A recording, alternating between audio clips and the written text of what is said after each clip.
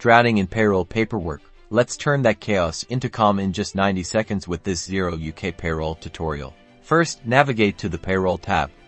Found it. Great, now, we'll set up your employees. Click on Employees, then Add Employee. Enter their personal details like name, address, and NI number. Double-check everything is accurate. This info is critical for HMRC. Next, under the Employment tab, input their start date, salary, and pay frequency. Are they paid weekly, monthly, or something else? Now, customize their pay template. Here, you'll define their ordinary hours and any standard deductions like pension contributions. Time to process payroll. Click Pay Run, then Add Pay Run.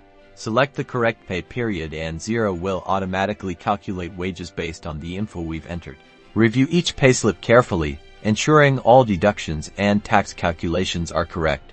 Accuracy is key to staying compliant. Finally, submit your payroll information to HMRC directly from Xero.